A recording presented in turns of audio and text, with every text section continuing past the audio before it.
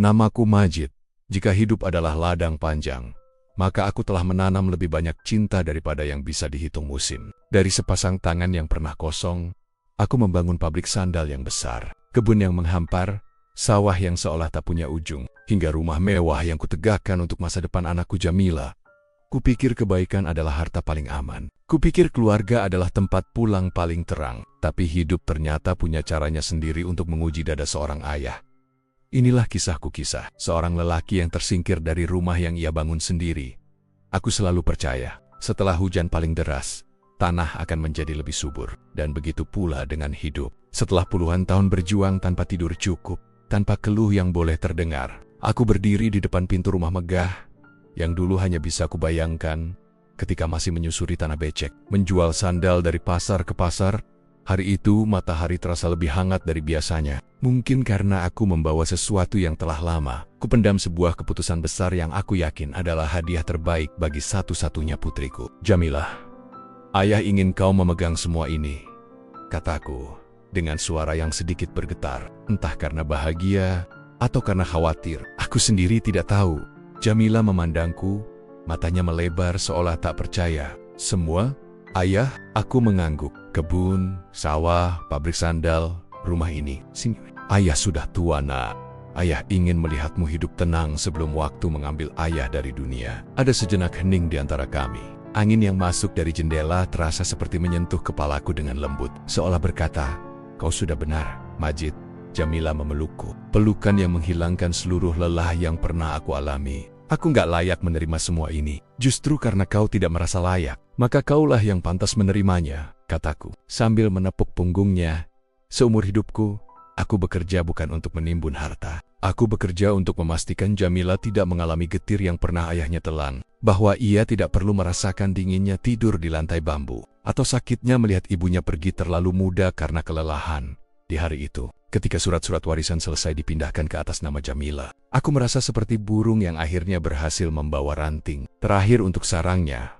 Lega, tenang, bahagia. Aku tidak menyangka bahwa keputusan yang kubuat dengan hati seluas langit justru akan menjadi pintu bagi badai yang tidak pernah kubayangkan datang sore itu. Ketika aku duduk di teras, memandangi kebun yang dulu kutanami dengan tenaga yang hampir tak bersisa, aku merasakan sesuatu yang kecil sekali, seperti titik dingin di ujung leherku. Sebuah firasat, bisikan halus yang berkata, "Majid, kebaikanmu akan diuji." Tapi aku mengabaikannya, karena bagi seorang ayah, tak ada yang lebih penting selain melihat anaknya tersenyum tanpa beban. Aku tidak tahu bahwa senyum itu sebentar lagi akan dicuri oleh orang yang mengaku mencintainya. Bahwa kebaikan yang kutanam dengan hati bersih akan dipelintir menjadi celah untuk menguasai, merampas, dan menghina. Pada hari aku memberikan segalanya, aku merasa menang. Ternyata di hari yang sama, aku sedang membuka pintu bagi kekalahan yang paling menyakitkan. Kekalahan dari orang-orang yang seharusnya menjadi keluarga. Namun aku masih belum mengerti itu. Belum hari itu. Belum di bab pertama hidupku yang baru. Yang ku tahu, aku hanya seorang ayah yang percaya bahwa cinta selalu kembali dengan bentuk yang indah. Aku belum tahu bahwa cintaku justru akan kembali dengan luka hari-hari. Setelah penyerahan warisan itu seharusnya menjadi hari paling tenang dalam hidupku. Aku membayangkan Jamila menata masa depannya dengan damai, ditemani suaminya yang dulu tampak ramah, sopan dan penuh hormat. Tapi kesopanan kadang hanya topeng yang dipasang ketika seseorang masih membutuhkan kita. Setelah aset itu berganti nama, perlahan-lahan aku melihat pergeseran kecil. Begitu kecilnya hingga hampir tak terlihat, namun cukup untuk membuat hatiku bertanya-tanya. Menantu laki-lakiku, Rafih, tiba-tiba mulai sering membicarakan pabrik sandal. "Bapak, kalau pabrik itu dipegang aku, insya Allah lebih maju," katanya suatu sore.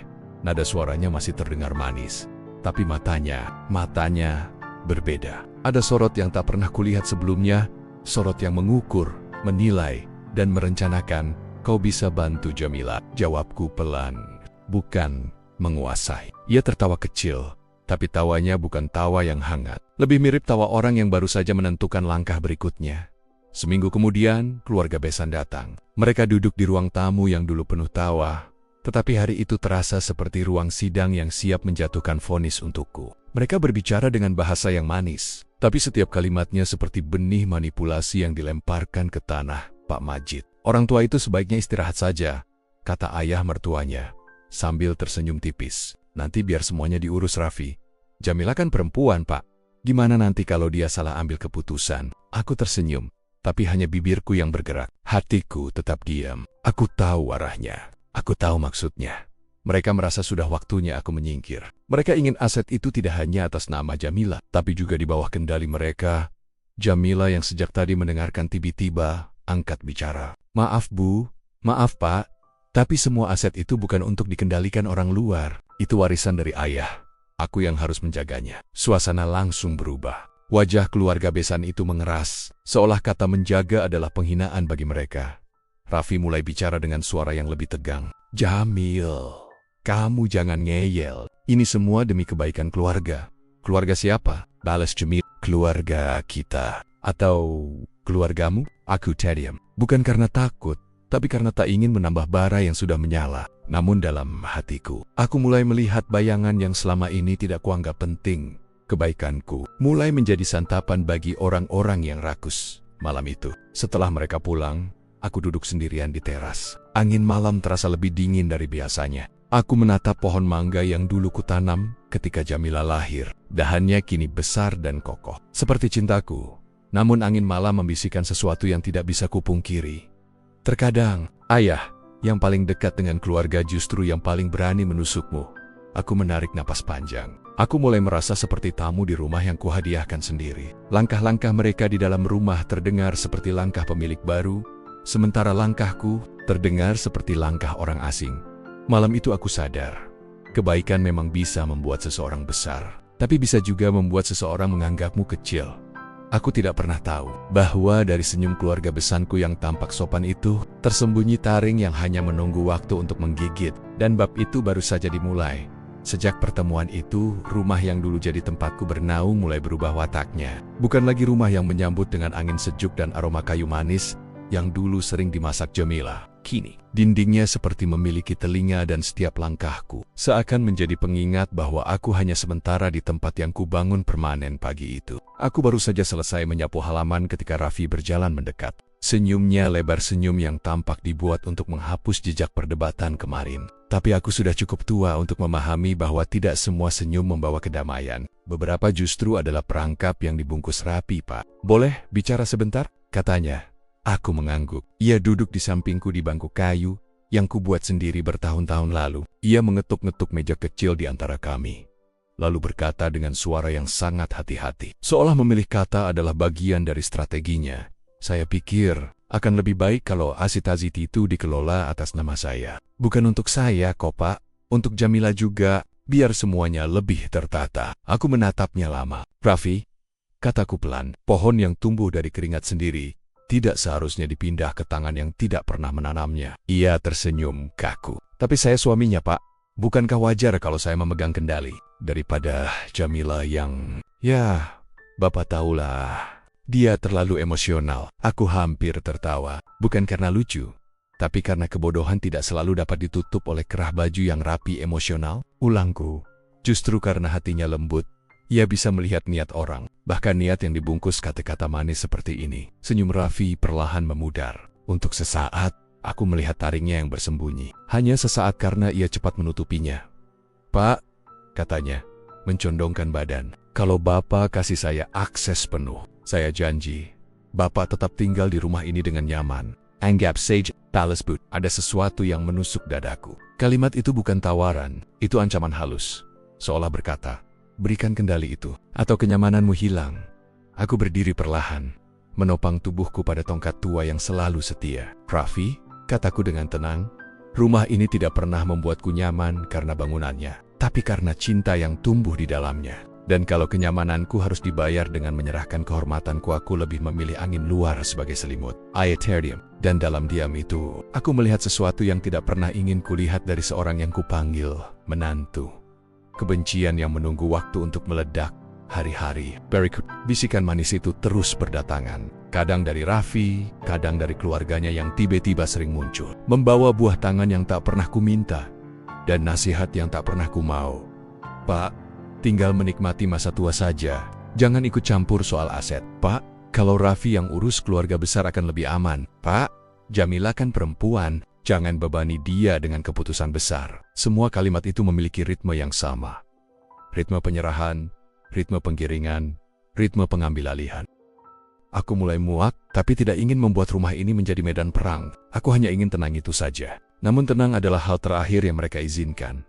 Jamila melihat semua ini. Ia sering menatapku dengan mata yang penuh tanya, dan marah yang ia tahan demi menghormatiku, ayah. Mereka itu sebenarnya mau apa? Aku tersenyum lelah. Mereka ingin apa yang tidak pernah mereka tanam. Malam itu, sebelum tidur, aku duduk di ruang tamu yang remang. Cahaya lampu temara membuat bayanganku tampak lebih tua, lebih rapuh. Aku bertanya pada diriku sendiri, kapan kebaikan menjadi jalan menuju keserakahan orang lain? Kapan cinta ayah menjadi alasan bagi menantu untuk melangkahi rasa hormat? Tidak ada jawaban. Yang ada hanya suara angin di luar yang berdesir pelan, seperti bisikan kecil yang mengingatkanku bahwa badai belum lewat, bahkan belum dimulai. Bisikan manis itu bukan lagi undangan. Ia telah berubah menjadi jeratan. Dan perlahan-lahan, aku mulai sadar. Aku sedang dijebak dalam rumahku sendiri.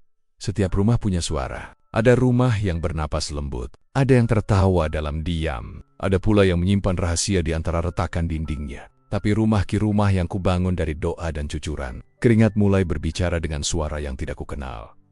Suara tekanan yang dulu berbisik, kini mulai berteriak dalam bentuk perlakuan. Pagi itu, aku sedang duduk di meja makan, menikmati teh hangat seperti biasanya. Namun, hari itu, Raffi masuk ke ruang makan dengan langkah berat dan wajah yang tak lagi ditutupi kepura-puraan.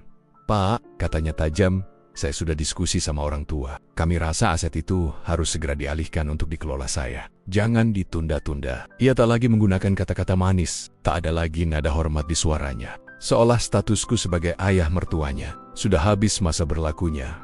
Aku meletakkan cangkir teh. "Raffi, kau bicara seolah aku tidak punya anak, seolah Jamila tidak ada." Ia memutar bola matanya. "Justru karena Jamila ada, Pak.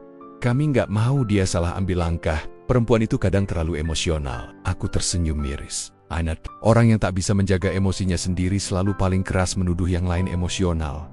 Jamila lebih mengerti nilai dari apa yang kau sebut aset itu," kataku. Baru saja selesai berbicara, ibu mertuanya masuk dari dapur dengan suara tinggi. "Pak Majid, kalau Bapak benar-benar sayang sama Jamila, ya biarkan Raffi mengurus semuanya. Jangan bikin anak kita pusing karena warisan." Warisan, bagiku itu bukan sekadar aset, itu bagian dari hidupku, bagian dari Jamila. Tapi bagi mereka, itu kuasa. Beberapa hari setelah itu, tekanan semakin terang-terangan. Aku mulai diperlakukan seperti barang pecah belah yang disingkirkan ke pojok ruangan. Ada rapat keluarga tanpa aku, ada rencana pengelolaan aset tanpa namaku, ada keputusan besar yang mereka buat seolah aku sudah tiada. Jamila semakin sering membelaku, tetapi setiap kali ia melawan, rumah ini berguncang oleh pertengkaran. Suatu malam, suara bentakan Raffi menggema dari kamar. "Kamu tuh istri, harusnya nurut. Jangan bela ayahmu terus. Kamu ini bikin semuanya susah." Aku berdiri di depan pintu kamar mereka. Tak berani mengetuk karena aku tahu kehadiranku hanya akan membuat lidah mereka semakin tajam. Namun di balik pintu, aku mendengar Jamila menangis. Aku membela yang benar. "Raffi, kenapa itu salah?" Dia tak teriak. Dia bicara dengan suara gemetar yang membuat hatiku retak. Aku tak tahu mana yang lebih pedih, mendengar anakku diperlakukan begitu, atau tahu bahwa penyebabnya adalah aku ayahnya. Sejak pertengkaran itu, perlakuan mereka berubah drastis. Jika dulu aku masih dianggap bagian keluarga, kini aku seperti beban yang harus segera dipindahkan. Aku mendengar ayah mertuanya berbisik kepada Raffi, tapi suaranya cukup keras untuk sengaja ku dengar. "Kalau Pak Majid masih di sini, rencana kita susah jalan. Tekin daya, biar tahu diri. Biar aku tahu diri." Kalimat itu menempel di telingaku sampai malam tiba. Mereka ingin membuatku menyerah. Mereka ingin aku merasa kecil. Mereka ingin aku melepaskan semua dengan sukarela agar tangan mereka tetap terlihat bersih. Suatu sore, Raffi menghampiriku sambil berdiri, tidak duduk, seolah menunjukkan siapa yang sedang berkuasa. "Pak, kalau Bapak sayang Jamila, jangan membuat keadaan makin sulit. Serahkan kendalinya, biar semuanya cepat selesai." Aku memandangnya dengan tenang. Aku tidak akan menyerahkan apapun ke tangan yang tidak tahu berterima kasih. Itu kali pertama aku berbicara begitu langsung. Aku bisa melihat bagaimana kata-kataku menyulut bara di matanya. Ia menatapku tajam. "Jadi Bapak mau bikin saya musuh?" Aku menghela napas. "Musuhku cuma satu, ketamakan." Untuk pertama kalinya, aku melihat wajahnya betel-betel berubah. Tidak ada lagi senyum palsu, tidak ada lagi tutur sopan. Yang ada hanya kebencian. Malam itu aku tak bisa tidur. Rumah terasa lebih sempit, lebih sesak. Bukan karena temboknya mengecil, tapi karena perlakuan yang terus menekan dadaku tanpa henti. Aku mulai sadar bahwa waktu untukku di rumah ini semakin pendek. Tekanan yang dulu dimulai dengan bisikan, kini sudah berubah menjadi dorongan kasar. Mereka ingin aku pergi. Aku bisa merasakannya di udara, di tatapan, di nada bicara, bahkan di langkah kaki mereka. Dan anehnya, hanya Jamila yang masih melangkah ke arahku. Yang lain sedang sibuk mendorongku keluar dari cerita yang dulu kuperjuangkan dengan tubuh dan jiwa. Hari-hari berikutnya menjelma seperti musim kemarau panjang. Tidak ada hujan, tidak ada kesejukan, hanya panas yang menusuk dan bayangan yang semakin memanjang pertanda bahwa waktu untukku di rumah ini semakin menipis. Meski begitu, di tengah semua tekanan dan tatapan berat, aku masih melihat satu cahaya yang tak padam. Jamila, anakku, benteng terakhir yang Tuhan titipkan untuk membela yang benar sore itu. Ketika aku sedang duduk di teras, Jamila mendekat sambil membawa 2 gelas teh. Matanya bengkak. Ia tersenyum-senyum yang dipaksakan. Senyum yang mencoba menutup luka, tapi aku bisa melihat guratan lelahnya jelas sekali. Ayah belum minum dari pagi, katanya lirih. Aku menerima teh itu. Terasa, tapi tangan Jamila dingin. Ayah kuat nak, jawabku. Ayah cuman gak suka lihat kau sedih. Ia menatapku, dan seketika air matanya jatuh tanpa mampu ia tahan. Ayah, mereka makin kasar, makin berani, makin kejam. Suaranya pecah. Aku takut kehilangan ayah. Aku mengusap punggung tangannya. Yang kau takutkan itu bukan kehilangan ayah, tapi kehilangan rumah yang harusnya melindungi kita. Rumah yang kini malah membuat kita merasa asing. Jamila menunduk. Raffi suruh aku bujuk ayah lagi. Mereka bilang, kalau ayah nggak mau menyerahkan kendali aset, mereka akan buat ayah tidak betah. Ayah ngerti kan maksud mereka? Tentu, aku mengerti. Tekanan itu sudah jelas arahnya. Tinggal menunggu kapan mereka mendorongku. Satu langkah terakhir menuju pintu keluar. Jamila, aku menatap matanya dalam-dalam. Kau bukan anak yang lahir untuk dibungkam. Kau dilahirkan untuk memperbaiki, dan ayah bangga karena kau berdiri tegak. Ia menggenggam tanganku erat, seolah hidupnya bergantung pada genggaman itu. Tapi, ayah yang disakiti. Harusnya aku yang melindungi ayah. Aku tersenyum. Anak baik bukan yang selalu melindungi ayahnya. Anak baik adalah yang tidak membiarkan kebenaran diinjak, dan kau sudah melakukannya, nak. Malam itu, ketika aku hendak masuk kamar, aku mendengar mereka berempat berkumpul di ruang tengah. Raffi, orang tuanya, dan adik ipar Jamila. Suara mereka tidak lagi ditahan. Mereka ingin aku mendengar. Kalau Pak Majid masih keras kepala, kita ancam saja suruh keluar dari rumah ini. Bilang dia bikin rumah tangganya Jamila rusak, kata ibu mertua Raffi. Aku menghentikan langkah, dadaku mengencang. Bilang juga, tambah adik ipar Raffi dengan nada sinis. Kalau dia mau tinggal, dia harus serahkan surat kuasa penuh ke Raffi, biar cepat. Aku merasakan panas naik ke kepala. Ini bukan sekadar manipulasi. Ini adalah perampasan yang dibungkus dalih keluarga. Ayah itu terlalu baik, gumam ayah mertua Raffi. Kalau didesak sedikit lagi, dia pasti nyerah. Aku menggenggam tongkatku lebih kuat. Bukan karena marah, tapi karena putus asa yang perlahan menyelusup seperti udara malam yang lembab di tengah itu semua. Suara Jamila tiba-tiba terdengar keras, gemetar, namun penuh keberanian. Cukup! Langkahku terhenti. Aku tidak melihatnya, tapi aku tahu ia berdiri di depan mereka dengan tubuh yang bergetar. Kalian mau apa dari ayah? Dia sudah kasih semuanya. Kalian belum puas. Nadanya pecah. Kalau kalian paksa ayah lagi, kalau kalian hina ayah, aku lebih baik keluar dari rumah ini. Rumah mendadak hening. Lalu suara Raffi meledak. Jangan bikin masalah Jamila, kamu itu istri, bukan pembela ayahmu. Kau salah! Bentok Jamila. Aku adalah anak, dan aku tidak akan membiarkan ayah diinjak, hanya supaya kalian bisa merasa berkuasa. Kata-kata itu merobek keheningan seperti kilat menyambar malam. Aku berdiri di balik dinding, memejamkan mata. Sakit rasanya mendengar anakku melawan keluarga suaminya sampai seperti itu. Sakit, bukan karena ia memihakku, tetapi karena ia terpaksa melakukan sesuatu yang tidak seharusnya dilakukan seorang istri, melawan orang-orang yang seharusnya menjadi rumahnya. Setelah pertengkaran itu, Jamila keluar dari ruang tengah dengan wajah merah dan napas tersengal. Ia berhenti melihatku berdiri di ujung lorong. Ayah dengar semua, suaranya pelan, hampir seperti bisikan yang takut terdengar oleh dinding. Aku hanya mengangguk. Ia menangis lagi, lebih keras kali ini. Maafkan aku, ayah. Aku nggak bisa diam. Mereka terlalu jahat. Aku memeluknya. Pelukan itu lama. Pelukan yang ingin menenangkan badai yang menghancurkan hatiku dan hatinya sekaligus. Jamila, kataku lirih, kau bukan benteng untuk menahan badai. Kau adalah cahaya yang mengingatkan ayah bahwa masih ada yang bertahan demi ayah. Ia menggenggam bajuku seperti anak kecil yang takut kehilangan. Ayah, jangan pergi, jangan tinggalkan aku. Aku menatap langit-langit rumah. Rumah yang dulu aku bangun untuk kebahagiaan, kini berubah menjadi medan pertempuran antara kesetiaan dan keserakahan.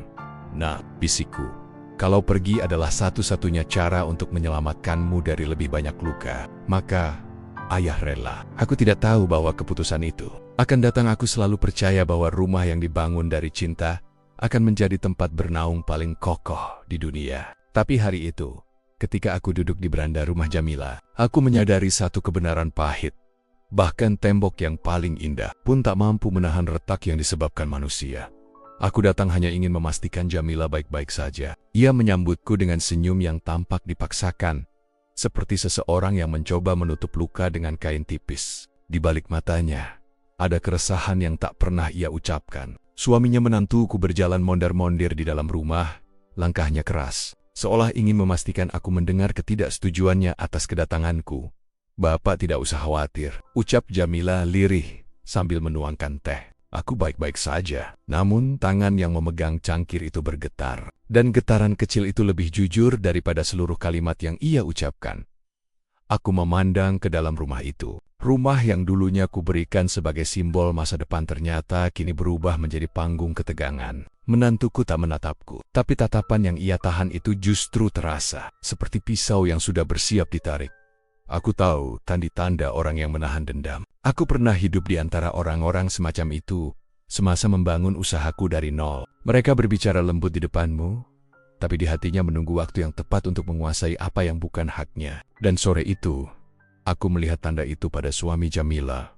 Bapak seharusnya tidak datang sesering ini, katanya akhirnya, tanpa menoleh. Nada suaranya halus. Tapi men, rumah ini sekarang tanggung jawab saya. Bapak harus percaya bahwa saya bisa menjaga istri saya. Aku menegakkan dudukku. Mengunjungi anakku bukan hal yang perlu izin siapapun. I terdiam. Tapi aku tahu kalimatku menusuk gengsi yang ia pelihara. Jamila langsung berdiri, mencoba menenangkan suasana. Namun terlihat jelas ia justru terhimpit di tengah dua orang lelaki yang seharusnya melindunginya. Aku melihat air mata kecil menggenang di sudut matanya bukan karena sedih, tapi karena takut konflik semakin besar. Dan saat itulah aku benar-benar sadar, retak itu sudah lama ada. Aku hanya tak mendengarnya. Ketika matahari mulai tenggelam, aku pamit pulang. Jamila memelukku lebih erat dari biasanya, seperti seseorang yang ingin meminta tolong tapi takut suaranya terdengar. Ayah, hati-hati, bisiknya. Tapi suaranya seperti permohonan. Ayah, jangan tinggalkan aku sendirian menghadapi ini. Dalam perjalanan pulang, angin malam terasa berbeda. Seolah-olah alam ikut berbisik. Majid, badai itu sedang tumbuh, dan kali ini, engkau bukan hanya ayah. Engkau adalah saksi yang akan diuji keberaniannya. Aku menatap ke kejauhan, ke arah rumah yang mulai kehilangan cahaya kehangatannya. Aku tak tahu kapan semuanya akan pecah. Yang ku tahu hanyalah satu. Cinta seorang ayah tidak bisa dibungkam oleh ancaman siapapun.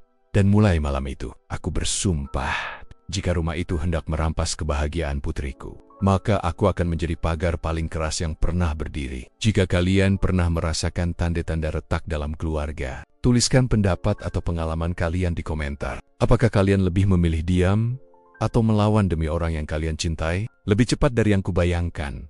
Aku selalu percaya bahwa musuh paling berbahaya bukanlah yang berteriak lantang di hadapanmu, tetapi yang tersenyum sembari menghitung langkah-langkah untuk menjatuhkanmu. Dan perlahan aku mulai merasakan menantuku dan keluarganya sedang menyusun sesuatu bukan dengan suara, tapi dengan diam yang terlampau rapi.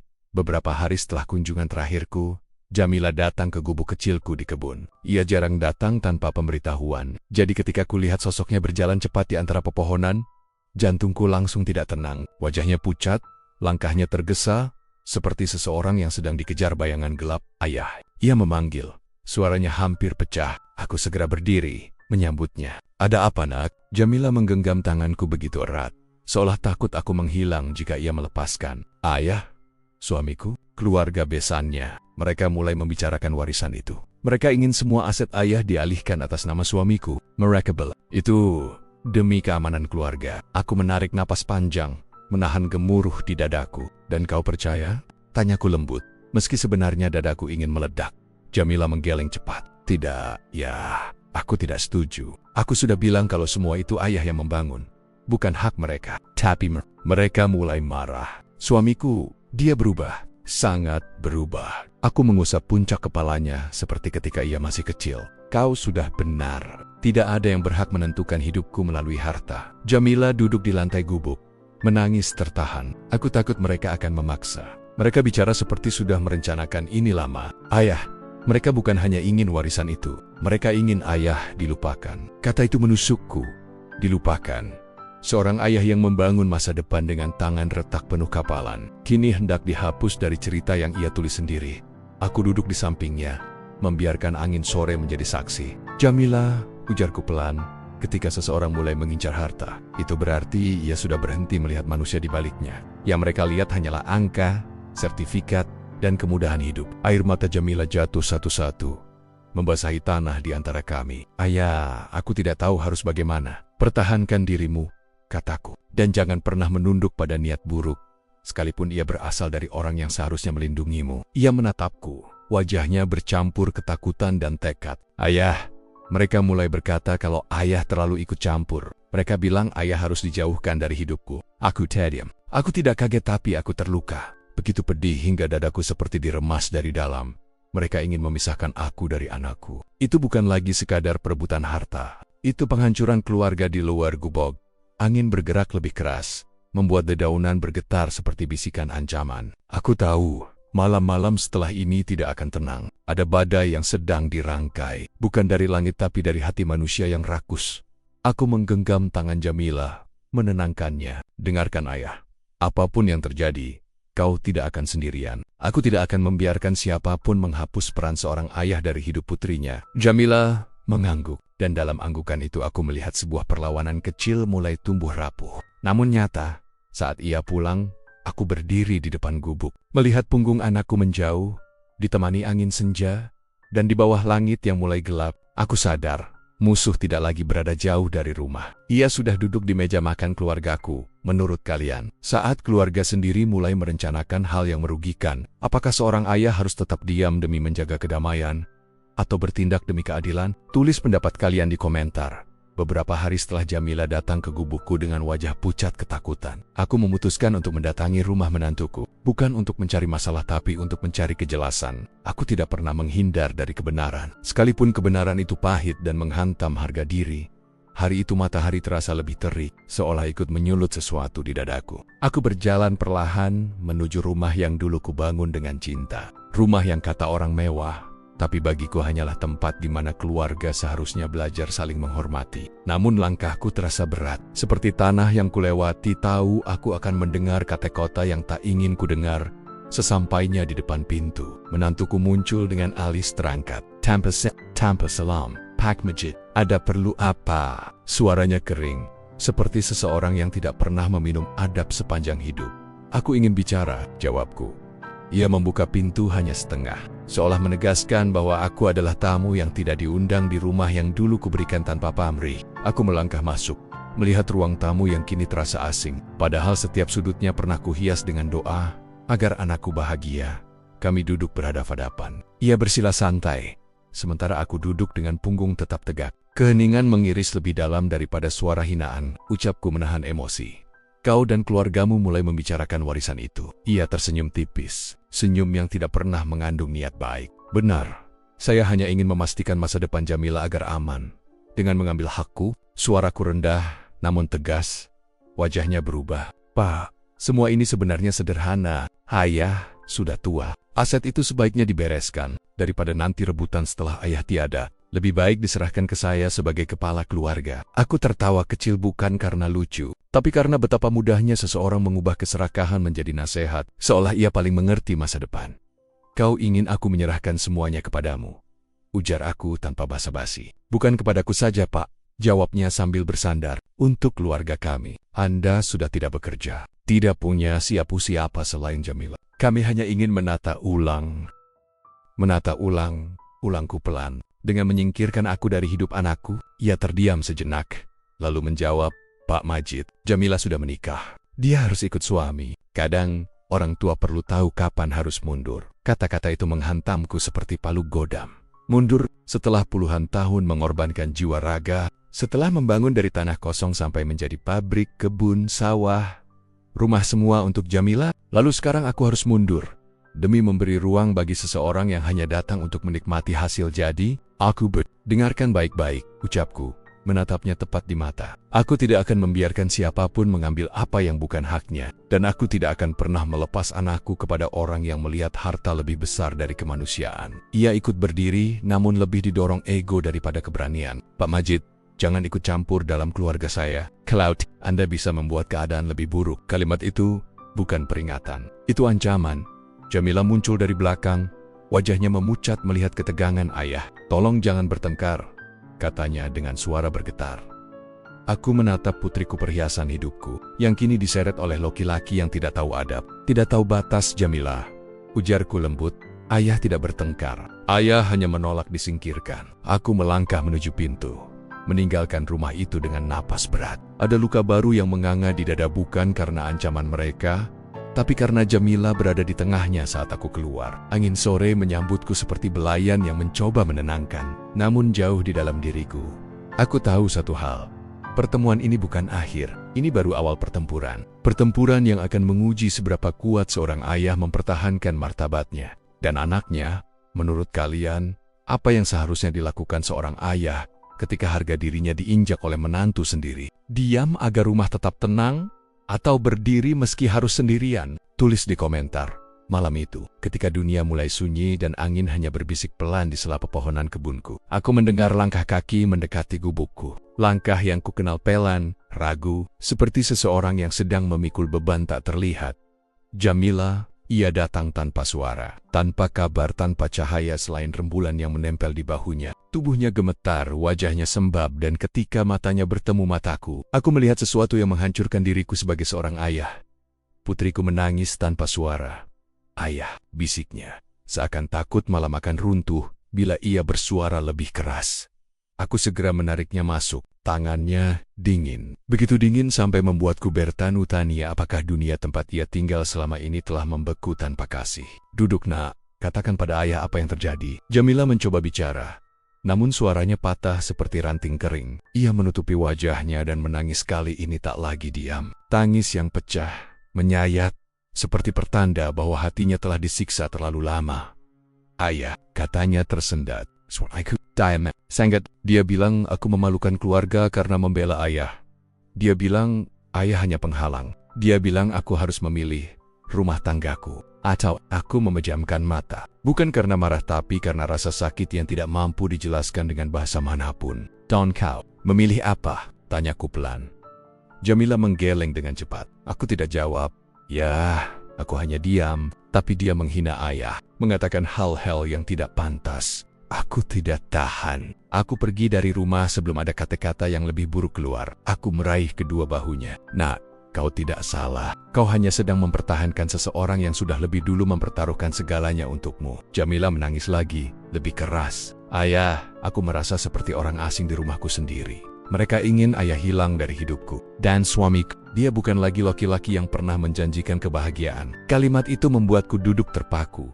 Bagaimana bisa seseorang yang kuterima sebagai keluarga berubah menjadi akar dari luka putriku sendiri? Aku mengusap rambutnya, seperti dulu ketika ia menangis karena terjatuh saat kecil. Bedanya, kali ini ia jatuh bukan karena luka di lutut, tapi luka di hati. "Jamila," ucapku, "ayah tidak ingin menjadi alasan rumah tanggamu retak. Tapi ayah juga tidak akan pernah menjadi ayah yang diam ketika anaknya disakiti atas nama kepatuhan." Ia mengangkat wajahnya yang basah. "Ayah, apa aku salah bila membela ayah?" "Tidak pernah," jawabku tanpa ragu. Anak yang melupakan orang tuanya demi pujian manusia lain adalah anak yang kehilangan jati dirinya. Jamila menggenggam tanganku. "Ayah, aku takut hidupku hancur." Aku menatap malam dari jendela kecil gubukku. Angin membawa aroma tanah dan daun, seolah turut menenangkan. Lalu aku berkata, "Hidupmu tidak hancur, nak.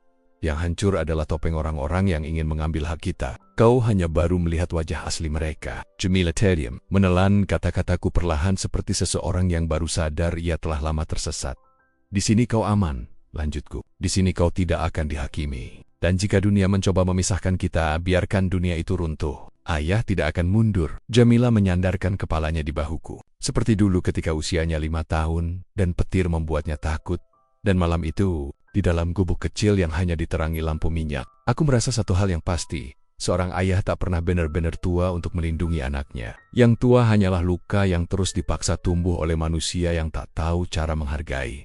Jamila akhirnya tertidur di lantai gubukku. Kelelahan oleh tangisnya, aku menatap wajahnya yang damai. Meski barusan ia dihancurkan oleh orang yang seharusnya menjaganya. Di dada ini, ada amarah yang kusimpan rapat, amarah yang bukan untuk membalas, tapi untuk bertahan. Sebab, aku tahu, badai yang sesungguhnya belum datang.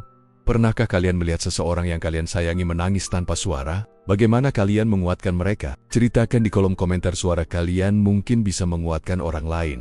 Keesokan paginya, setelah Jamila pulang dari gubukku dengan mata sembab, namun langkah yang lebih tegak, aku memutuskan untuk menemuinya di rumah. Aku tidak ingin ia kembali menghadapi badai tanpa aku berdiri di belakangnya. Setidaknya, sebagai ayah, aku harus memastikan bahwa ia tidak sendirian menghadapi bibir-bibir tajam yang selalu siap melukai.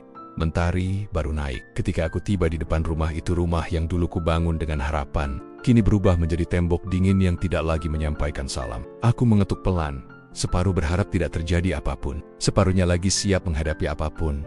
Namun yang pertama muncul bukan Jamila, ibunda menantuku perempuan yang sejak awal tidak pernah benar-benar melihatku sebagai manusia, hanya sebagai tangga menuju kemudahan hidup anaknya. Ia berdiri dengan tangan menyilang, menatapku dari atas ke bawah, seolah aku adalah debu yang masuk ke halaman rumah. "Bapak kesini lagi," katanya dengan suara dingin. "Aku ingin bertemu Jamila," jawabku. Aku ingin memastikan ia baik-baik saja. Wanita itu memejamkan mata sebentar, lalu membuka matanya dengan tatapan yang menusuk. "Jamila sudah kami urus. Tidak perlu ayah datang terus, membuat rumah tangganya tidak tenang." Aku tersenyum pahit. Lucu, orang yang menyakiti justru merasa paling berhak menentukan definisi ketenangan. Aku hendak menjawab, namun suara pintu terdengar. Jamila muncul di belakangnya. Wajahnya pucat, seolah malam tadi ia tidak benar-benar tidur. Matanya langsung mencari mataku, dan aku melihat ketakutan yang tak sempat ia sembunyikan. "Jamila, Nat, kau baik-baik saja?" tanyaku lembut. Namun sebelum ia bisa menjawab, suaminya muncul. Rahangnya mengeras, langkahnya cepat, dan suara yang keluar darinya seperti bilah logam yang baru diasah. "Pak Majid," katanya, "saya sudah bilang, jangan campuri urusan rumah tangga kami." Aku menahan diri untuk tidak meninggikan suara. Aku bukan mencampuri, aku hanya ingin memastikan anakku tidak diperlakukan semena-mena. Ia tertawa kecil, tawa yang lebih mirip cemooh.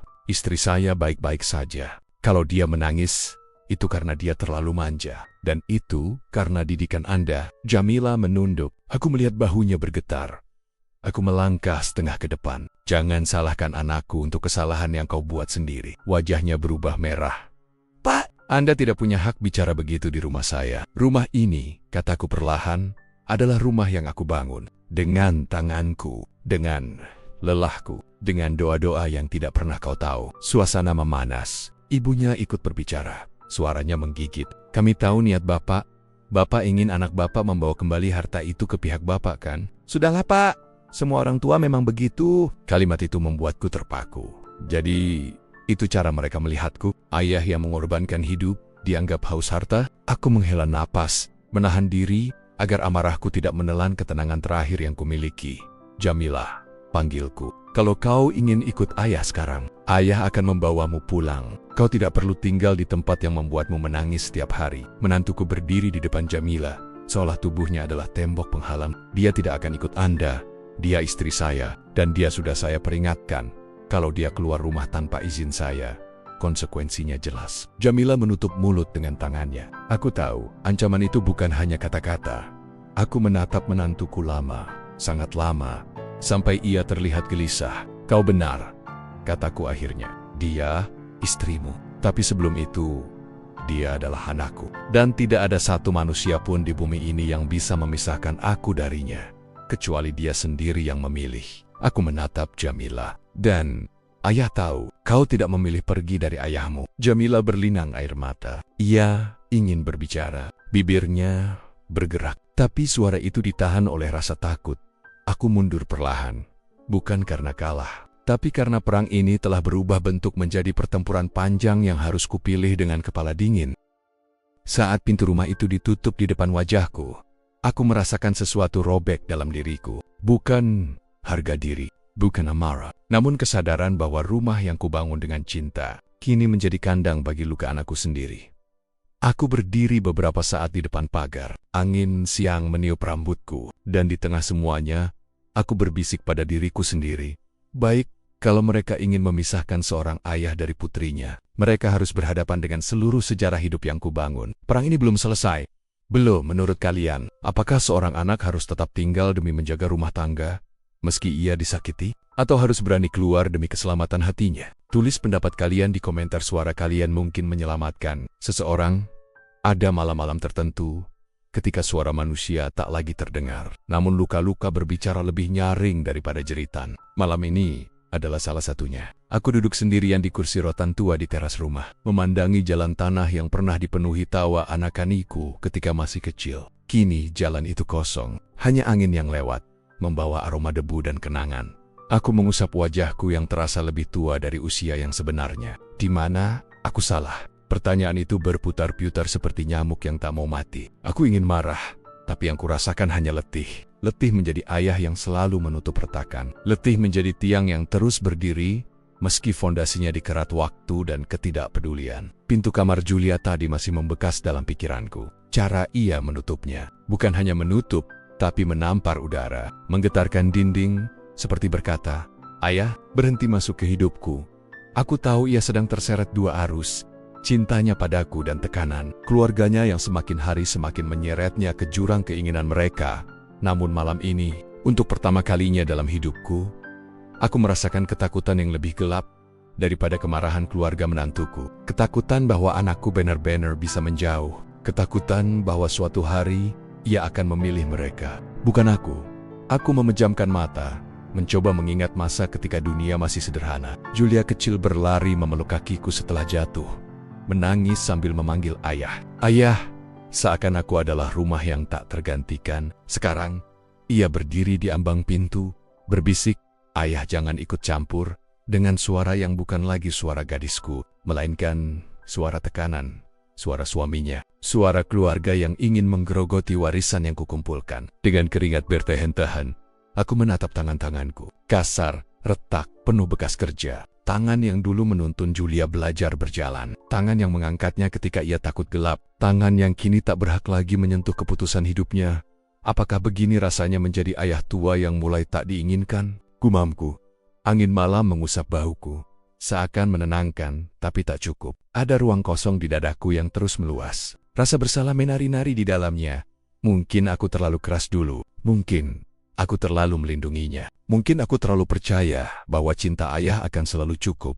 Namun, kebenaran yang paling menyakitkan adalah ini. Tidak ada cinta yang cukup jika seseorang membuatmu merasa tidak layak menerima balasannya. Aku menghela napas panjang. Rumah ini terasa semakin sempit, semakin dingin. Mungkin esok aku harus bicara lagi dengan Julia. Atau, mungkin aku harus berhenti memaksanya mengerti. Mungkin aku hanya perlu menunggu. Menunggu ia kembali dengan hatinya sendiri, bukan dengan kata-kata orang lain.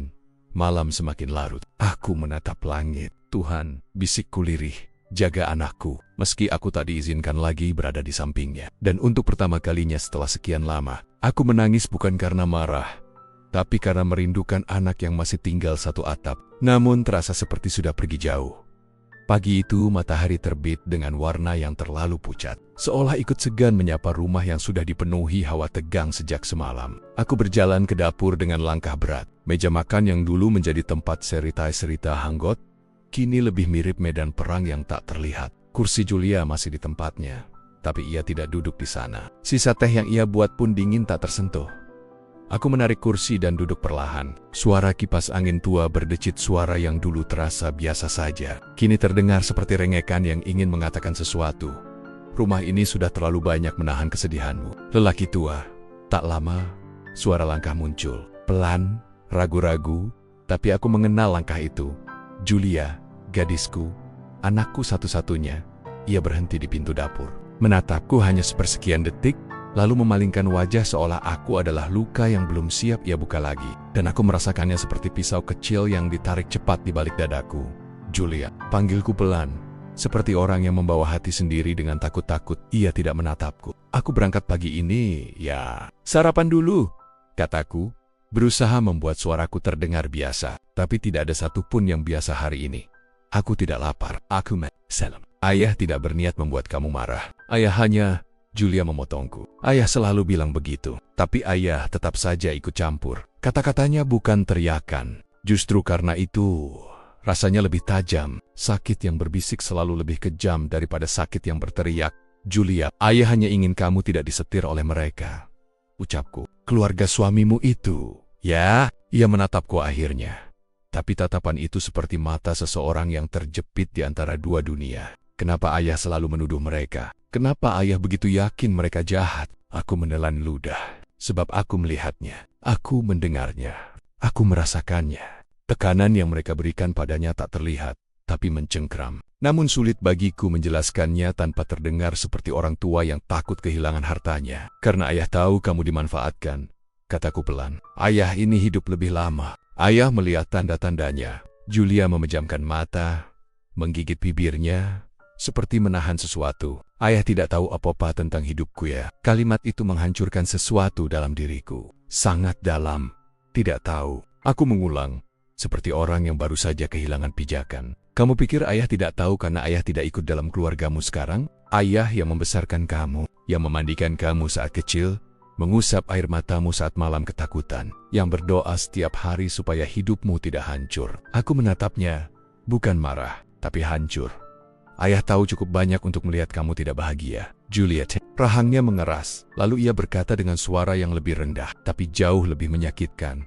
Ayah selalu merasa paling benar. Seketika, ruangan itu terasa mengecil. Dunia seakan menelan suaraku.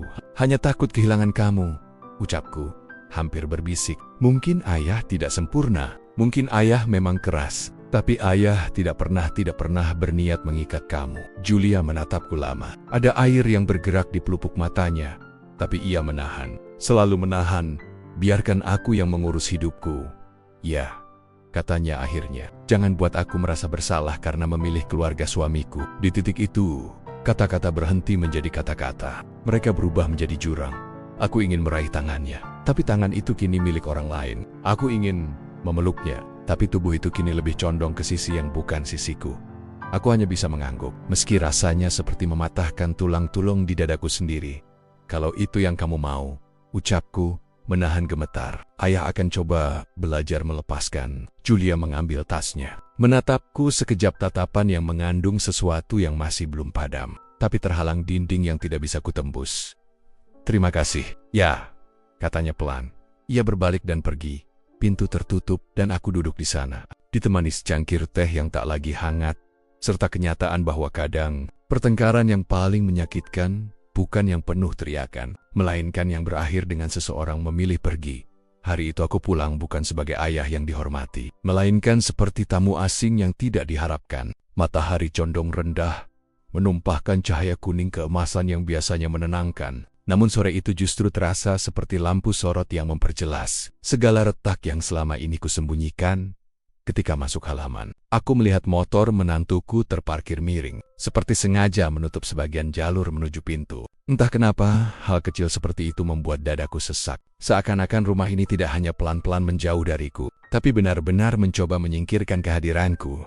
Aku membuka pintu pelan, suara percakapan berhenti seketika. Ada 3 orang di ruang tamu. Menantuku, ibunya, dan adik iparnya. Mereka duduk seperti hakim yang menantikan terdakwa. Julia tidak ada di sana.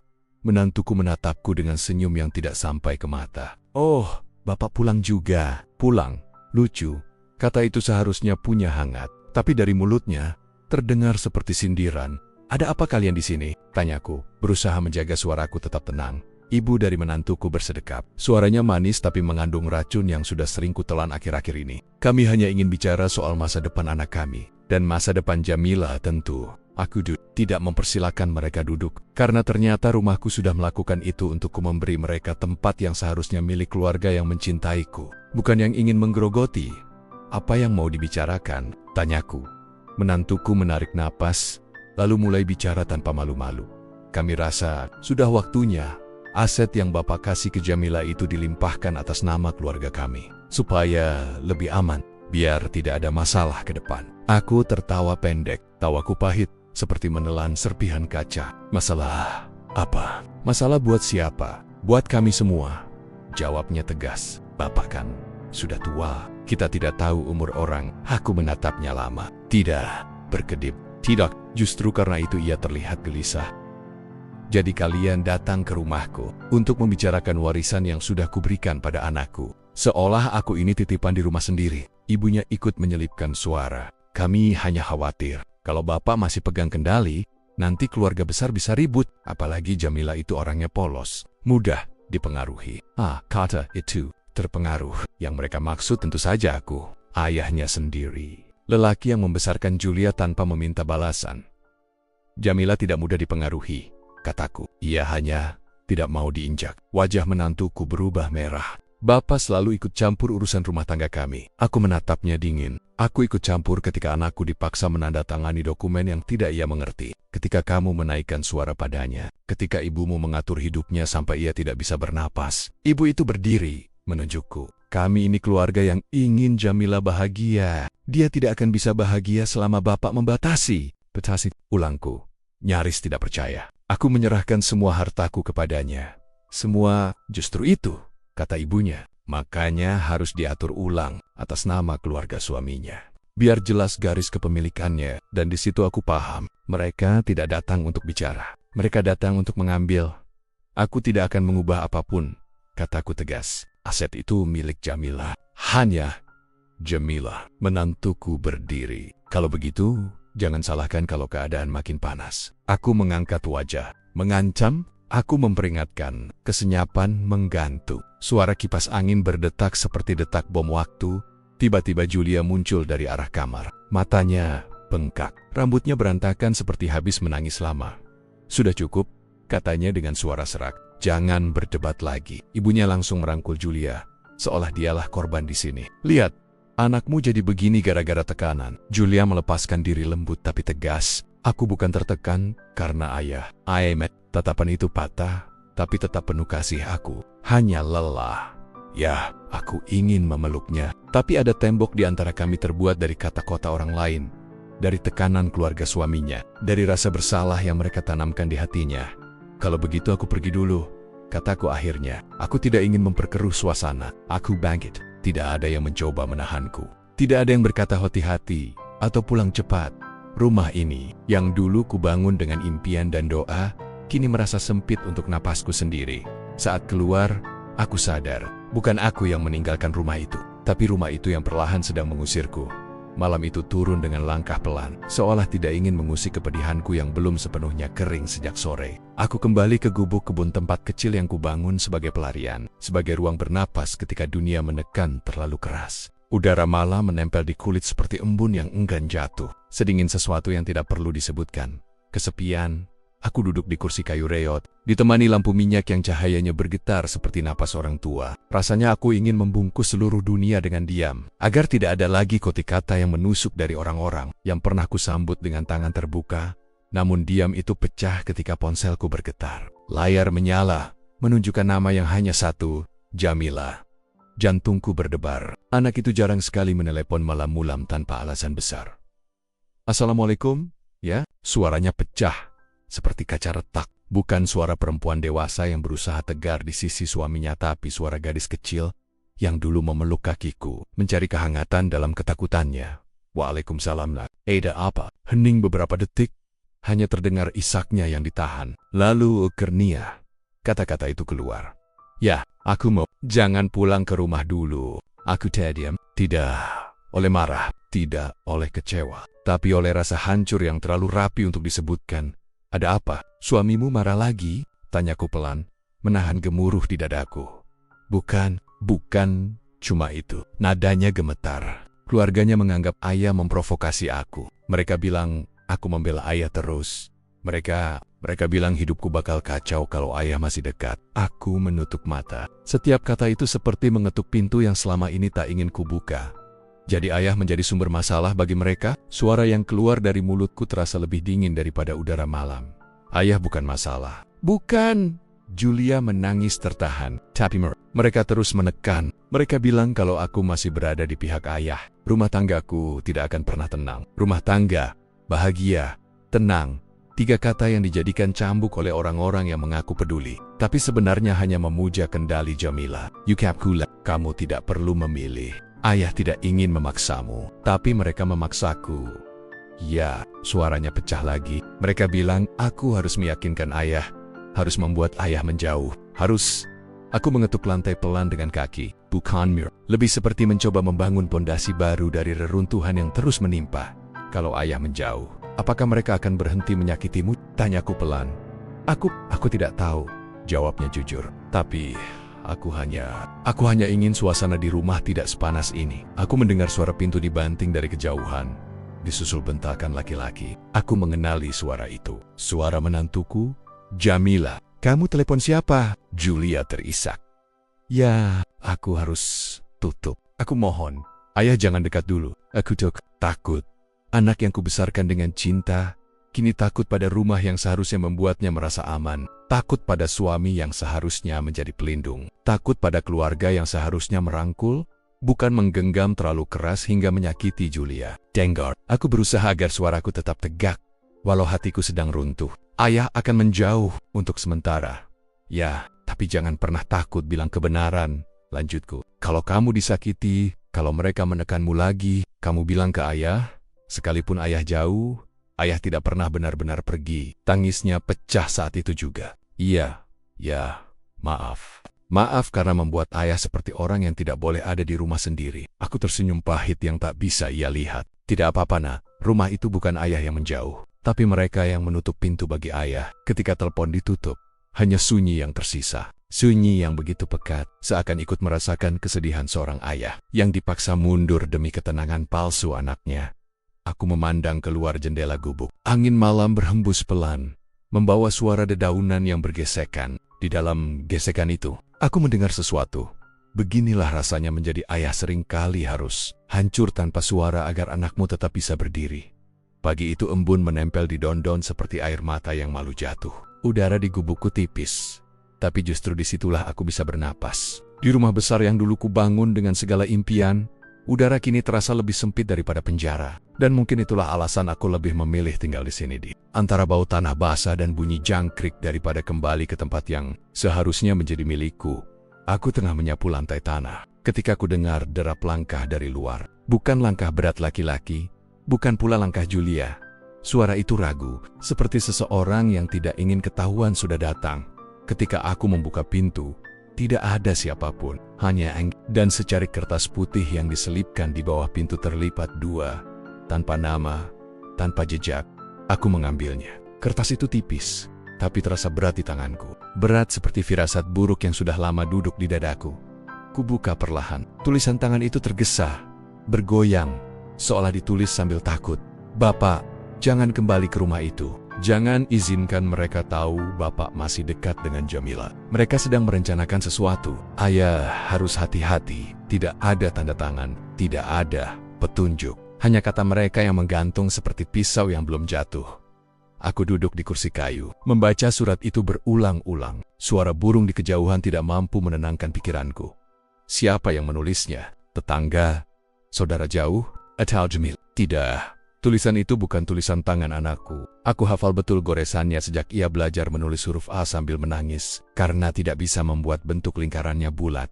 Kalau bukan Julia, lalu aku memegang surat itu seperti memegang bara yang tidak bisa kulempar. Ada ketakutan yang merayap pelan, bukan untuk diriku, tapi untuk Julia.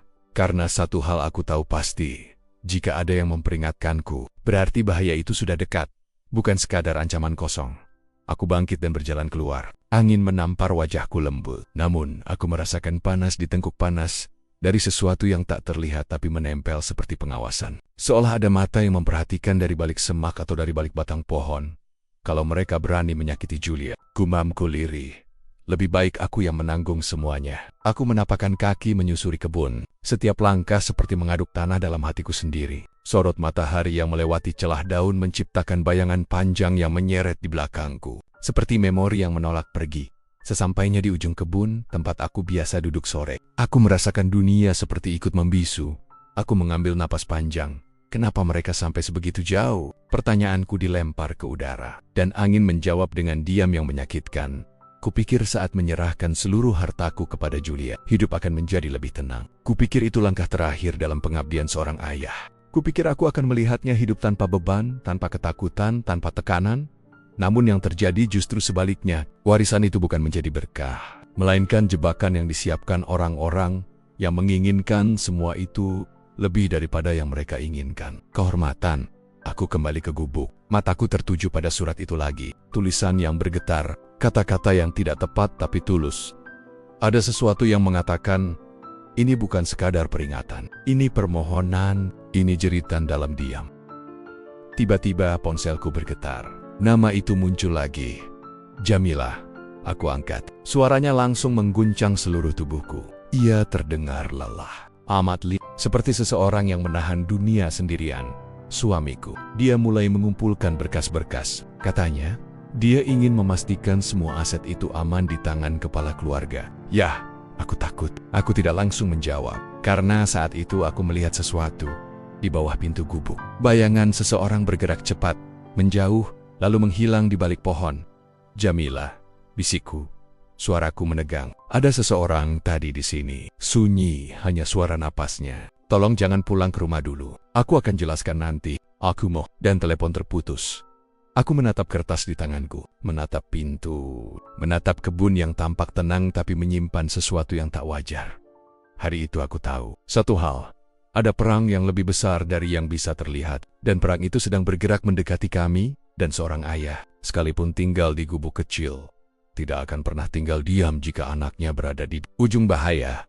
Sejak hari kutemukan surat tanpa nama itu, udara di sekelilingku berubah. Angin yang biasanya membawa bau tanah basah kini terasa seperti membawa bisikan-bisikan yang tidak jujur. Burung-burung yang biasanya singgah di dahan dekat gubukku mulai menjauh. Seakan intuitif merasakan kegaduhan yang tidak tampak. Aku duduk lama di beranda gubuk, menatap jalan tanah yang mengarah ke rumah besar. Jalan yang dulu menjadi jalur kepulanganku setiap sore, kini menjadi batas antara ketenangan dan ketidakpastian. Setiap kali aku menatap ke arah sana, dadaku berdenyut bukan oleh rindu, melainkan karena firasat buruk yang semakin hari semakin kuat mencengkeram. Pagi itu teleponku berdering lagi. Nama yang sama, Jamilah. Ayah, di rumah ada yang berubah, katanya dengan suara rendah, seperti takut tembok mendengarkan. Apa maksudmu, Nak? Cara mereka bicara, cara mereka menatap. Aku merasa seperti ada sesuatu yang mereka sembunyikan. Mereka tidak bicara soal ayah lagi. Tapi, justru itu yang membuatku takut. Aku terdiam. Ketika orang yang biasanya ribut tiba-tiba diam, disitulah bahaya bersarang. Jamilah, kamu di mana sekarang? Di pintu, aku kunci. Baik, kalau ada yang aneh, kamu langsung keluar. Pergi ke rumah tetangga, siapapun, jangan sendirian. Ada J. Lalu ia bertanya pelan. Ya, kenapa rasanya rumah ini tidak bernapas seperti dulu? Pertanyaannya menghantamku. Rumah itu dulu kubangun dengan harapan. Setiap bata adalah doa. Setiap jendela adalah pintu bagi cahaya. Setiap ruangan kuberi nama. Dapur untuk tawa, ruang tamu untuk kumpul, kamar untuk mimpi-mimpi anakku. Kini semua itu berubah menjadi lorong-lorong gelap yang dipenuhi bisikan dan tekanan. Karena hati yang menempatinya sudah berubah, jawabku akhirnya. Julia menangis pelan. Tangis yang menyakitkan karena ia menahannya sekeras mungkin.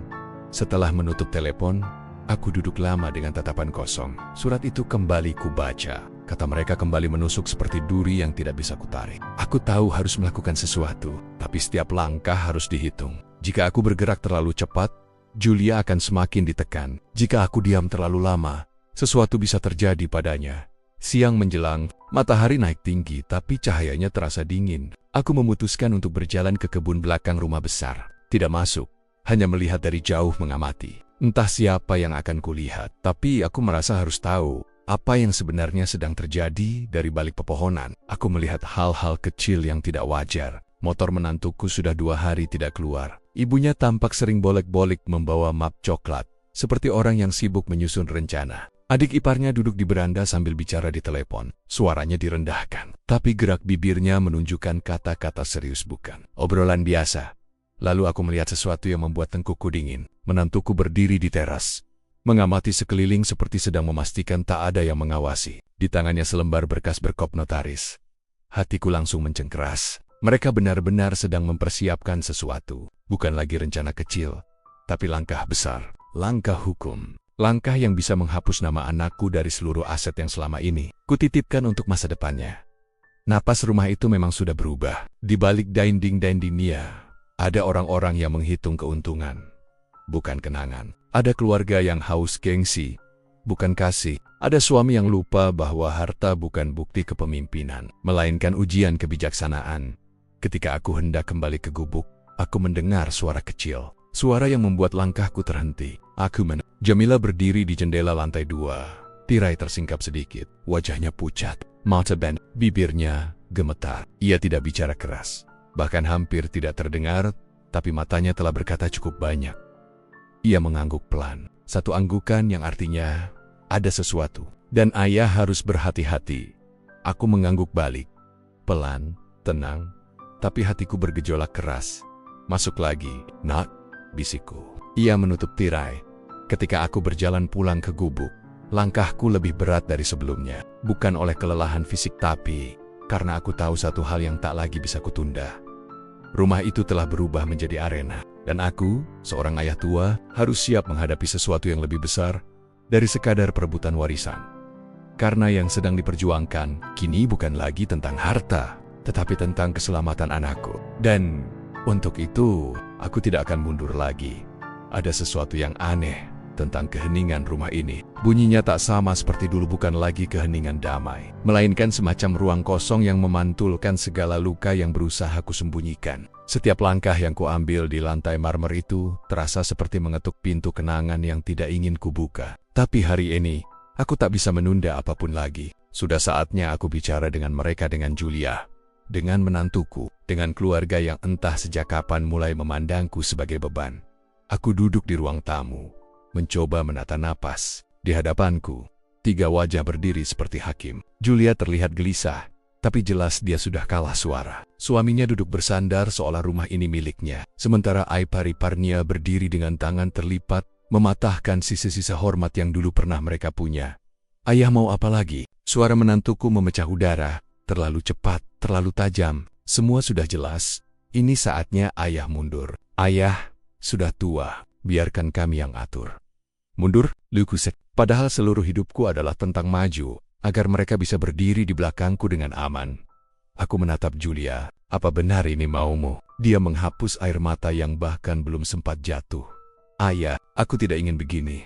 Tapi mereka bilang ayah, bilang apa? Suaraku retak, bahwa ayah tidak bisa dipercaya lagi. Bahwa mungkin bisa membuat masalah dengan aset keluarga. Masalah? Aku yang menghidupkan rumah ini. Aku yang menanam, merawat, memupuk, dan mereka menuduhku membawa masalah. Suaminya melipat tangan. Ayah harus realistis. Dunia berubah. Orang-orang seperti ayah sudah tidak relevan. Tanah dan kebun itu kami saja yang urus. Ayah tinggal menikmati sisa hidup. Aku menatap mereka satu persatu. Mereka bicara seolah aku pasien yang menunggu ajal. Bukan ayah yang dulu mereka jadikan sandaran ketika kesulitan datang. Dan di tengah semuanya, Julia. Wajahmu seperti pulau kecil yang ditelan ombak yang mereka buat. Aku bangkit dari kursi. Lututku bergetar. Bukan karena usiaku, tapi karena hatiku yang nyaris runtuh. Kalian pikir aku ini apa? Seekor sapi yang sudah habis diperah? Atau batu tua yang tinggal disingkirkan? Tak ada yang menjawab. Aku melanjutkan. Lebih pelan, lebih patah. Aku tidak minta dihormati seperti raja. Aku hanya ingin dianggap bagian dari rumah ini. Julia menggigit bibir. Tubuhnya sedikit maju. Tapi suaminya menahan lengannya. Seolah dia benda yang bisa dipindah sesuka hati itu. Itu yang paling menyakitkan. Melihat anakku direnggut dari kewarasan, dari kasih yang kutanam sejak ia bisa berjalan. Akhirnya aku berkata, kalau kalian ingin aku pergi dari urusan rumah ini, baik, tapi jangan pernah ajari aku bagaimana caranya menjadi ayah. Keheningan jatuh seperti debu, tebal, dingin dan menyiksa. Aku melangkah pergi, dan untuk pertama kalinya dalam hidup, rumah yang kubangun dengan cinta terasa seperti pintu penjara yang baru saja kututup dari luar. Dan saat pintu kamarku tutup, aku sadar, mungkin aku memang tak lagi punya tempat di sini.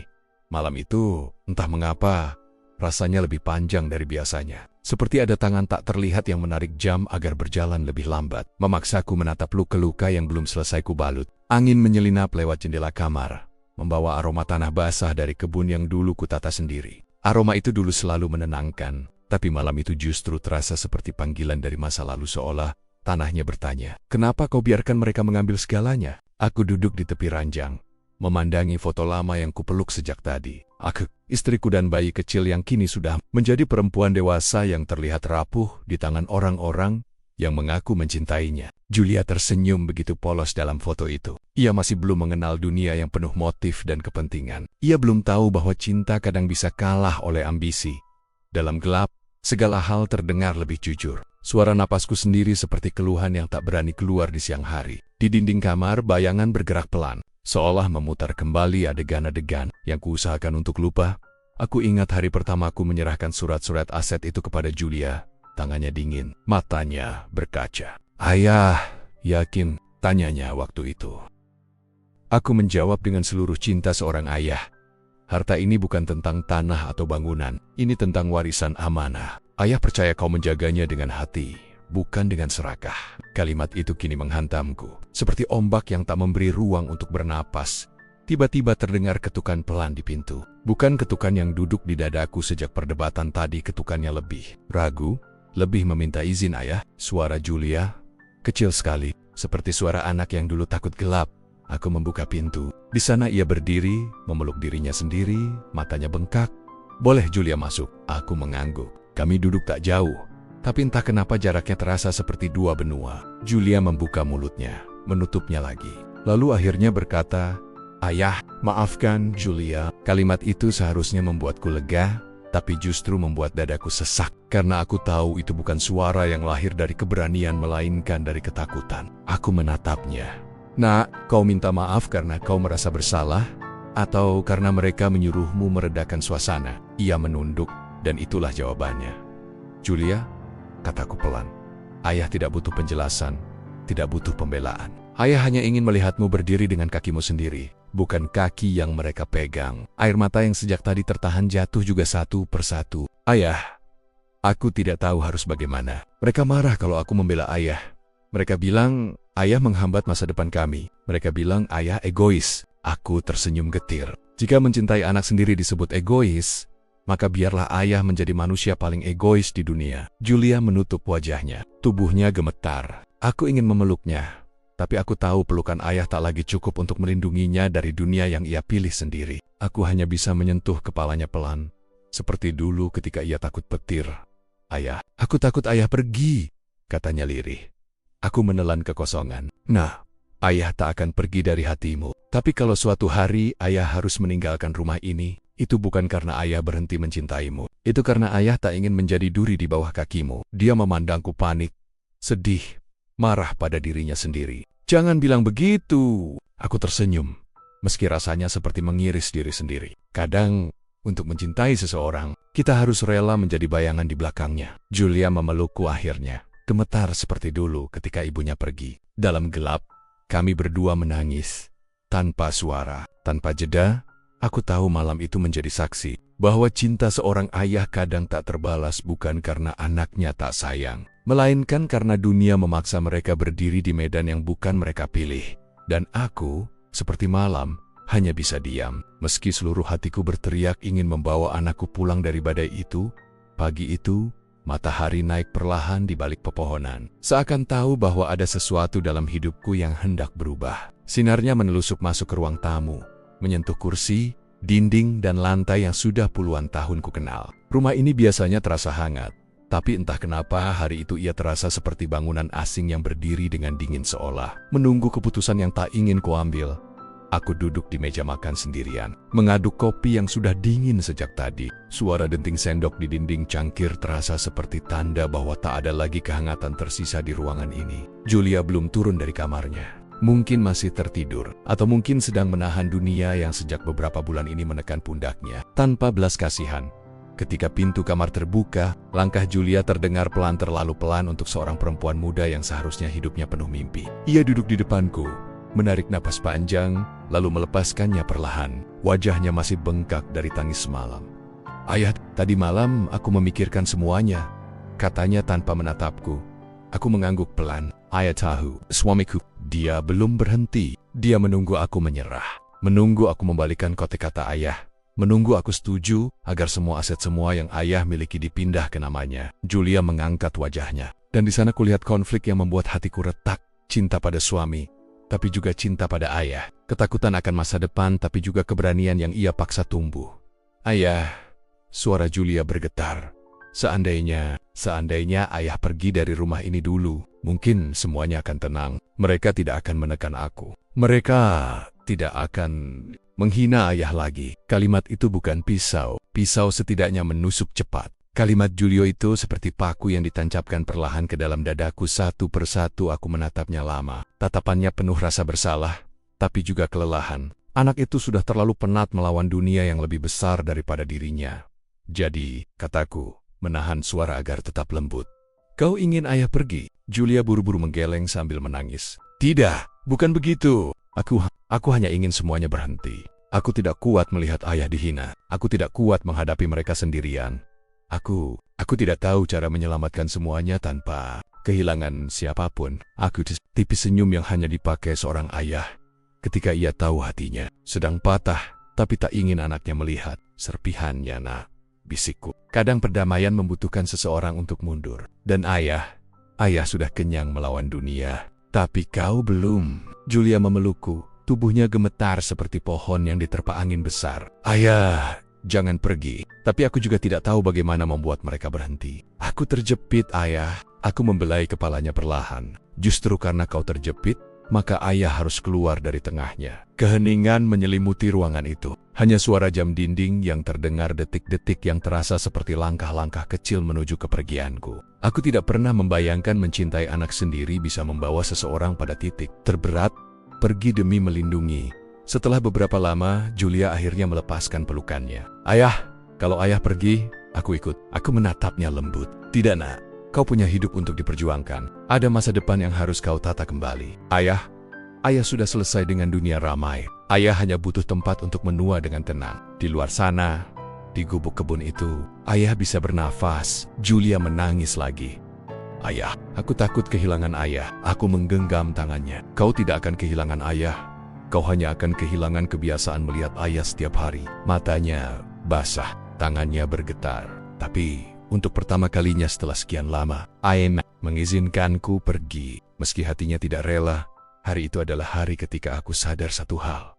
Rumah tidak lagi memanggilku pulang. Yang memanggilku sekarang hanyalah ketenangan tempat yang membuatku bisa tetap menjadi ayah. Tanpa harus menjadi sasaran penghinaan, aku bangkit dari kursi, memandang seluruh ruangan yang pernah menjadi saksi tawa keluargaku. Lalu berkata dalam hati, jika cinta harus pergi agar tidak menyakiti, maka aku akan pergi dengan damai. Hari ketika aku benar-benar meninggalkan rumah itu, udara terasa berat, seperti langit menahan hujannya demi memberi ruang pada langkahku. Aku tidak membawa banyak, hanya ransel kecil berisi beberapa pakaian, obat-obat harian, dan foto keluarga yang sudah kusimpan bertahun-tahun. Saat kututup pintu untuk terakhir kalinya, aku tidak menoleh ke belakang. Bukan karena aku tidak ingin melihat Julia, tapi karena jika aku menoleh, aku tahu kakiku tidak akan sanggup melangkah.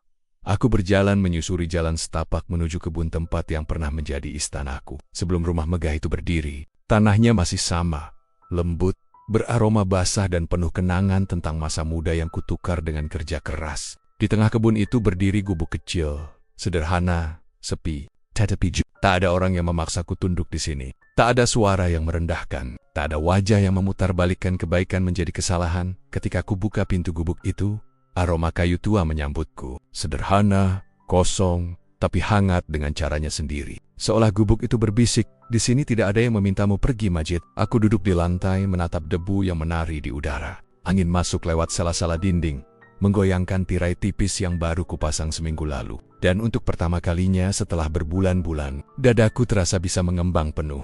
Aku menutup mata. Suara-suara kemarin masih membayang, teriakan menantuku, cemoohan keluarganya, isak Julia, dan kata-kata yang sempat membuatku retak, ayah. Kalau ayah pergi, semuanya mungkin tenang. Aku tidak menyalahkannya. Tidak sedikit pun dunia terkadang membuat orang baik terlihat jahat, hanya karena mereka tidak mau tunduk pada keserakahan. Don Julia, ia hanya ingin bertahan, mempertahankan suaminya, mempertahankan ayahnya. Tapi seseorang harus dikorbankan. dan aku memilih diriku sendiri. Di tengah keheningan itu, ku dengar langkah kaki pelan di luar. Suara yang tidak asing. Langkah yang pernah aku hafal dari kecil. Langkah anak yang takut gelap dan selalu mencari tangan ayahnya. "Assalamualaikum," suara Julia lirih. Aku membuka pintu gubuk. Di sana ia berdiri, memegang plastik berisi makanan dan selimut tebal. Wajahnya sembab, tapi lebih tenang dari kemarin. Ada keberanian kecil yang tumbuh di matanya. "Waalaikumsalam, Nak," jawabku. "Ayah sudah makan?" tanyanya, berusaha tegar. Aku menggeleng. Ia tersenyum kecil, senyum yang memaksaku memeluk air mata. "Julia bawakan ini." "Ayah, jangan makan seadanya ya," suaranya bergetar.